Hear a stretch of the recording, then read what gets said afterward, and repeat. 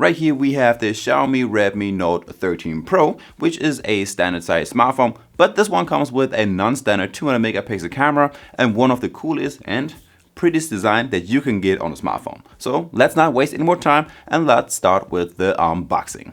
So like with most Redmi smartphones, you get a pretty large box with a bunch of stuff inside. Of course, there is the Xiaomi Redmi Note 13 and I took the Aurora purple color, but you can also get this one in midnight black and ocean blue. But this one is definitely one of the prettiest in my opinion.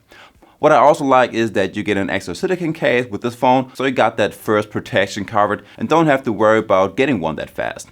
Then there is the standard paper stuff, a USB Type-C charging cable and a 67 watts charging brick, which charges this phone to 50% in just 17 minutes. Enough of the unboxing and let's talk about the specs and the design. So as I said, the backside of this phone is just super pretty. You got that light purple blue matte color, which you also get on that extra element that your camera sit on. Now there are 3 in total, a 200 megapixel main camera with optical image stabilization, a 8 megapixel ultra wide and a 2 megapixel macro camera. Now you flip the phone around, you get to see the pretty normal size 6.67 inch display, which is protected by Gorilla Glass Victus, which is by the way very durable. Now this phone has a plastic frame, a glass back, and it is just IP54 dust and splash resistant, so you got to be a little bit careful if you're around water, so definitely don't go underwater with this phone. So like I said, you get a large 6.67 inch AMOLED display with Dolby Vision and a 120Hz refresh rate, which you can trim down to just 60Hz to save a little bit of your battery life, but I would just leave it in the auto mode.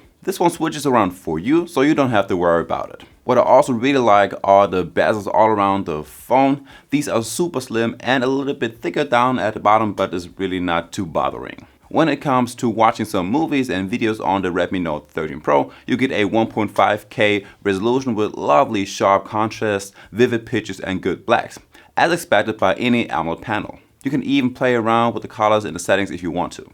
By default it is set to vivid. Also the small selfie camera in the middle of the phone doesn't really get in the way, and this phone lights up with a peak of 1800 nits outdoors, which is more than enough to watch all kinds of murky videos.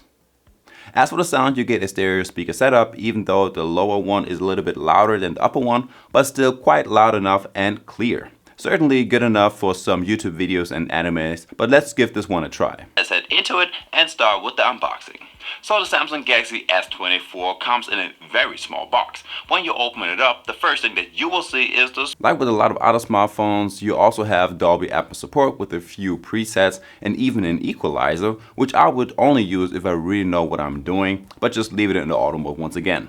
Now the Redmi Note 13 Pro is running on HyperOS and it does run pretty smoothly. You get a bit of a face unlock and you have a built-in fingerprint sensor underneath the display, which works just fine in my opinion. So second try, it should be good enough. What I don't really like is that you get a whole bunch of junk apps pre-installed on this phone, like Block Puzzle Guardian, more games, Big Ol' Live and whatever that's supposed to be, and a lot more. Gladly you can just remove all of the junk in the blink of an eye. This phone also has an always on display mode with a few different customization options like signatures, analog clock, digital ones, and more select backgrounds. By the way, you have to know that you get full 4 years of security updates and another 3 years of OS updates, which should last you through 2027. As for the storage settings, you can either choose to get the smaller 256 gig version, or if you want to pay a little bit more, you can get the bigger 512 gig version. But be careful, since you cannot put an extra micro SD card into this phone to boost your storage. So I got the small 256 gig one, and as you can see, about 19 gigs are already occupied by the system, which is more or less normal nowadays. As for the performance and the gaming, the Redmi Note 13 Pro 5G is running on the slightly older Qualcomm Snapdragon 7 Gen 2, which is still good enough for some smooth swiping actions on your smartphone, and it does open up tabs and apps quite fast. Now when it comes to gaming, I tried out Genshin Impact on the highest graphic settings and it did very well. Well, the phone does get a little bit warm after a while, but you get a steady 30 FPS while playing. The good thing is that you also get a game booster, and with this one you can bump up the frame rate to 60 FPS, which looks a lot better and feels a lot better too. Also, you can toggle on the D&D mode from over here, take screenshots and screen record, and you can even open up some apps while you're playing in a floating window, so you can actually watch YouTube videos or chat with some friends while you're gaming.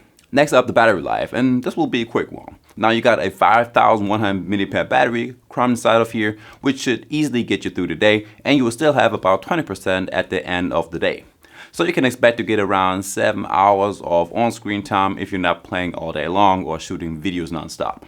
Also, you have a 67 watts fast charging. Now this one will charge your phone from 0 to 50% in just about 17 minutes and about 44 minutes to get you all the way up to 100%. So just plug this one up when you wake up, and before you're ready to go, it should be all the way full. Now finally over to the cameras, and like I said in the beginning, you have a 200 megapixel main camera with optical image stabilization. You get an 8 megapixel ultra wide shooter and a 2 megapixel macro camera. Now on the front side you have a 16 megapixel selfie cam, which can shoot videos in 1080p with 60 frames per second. On the main camera you can even take videos in 4K resolution, but you're stuck to just 30 FPS.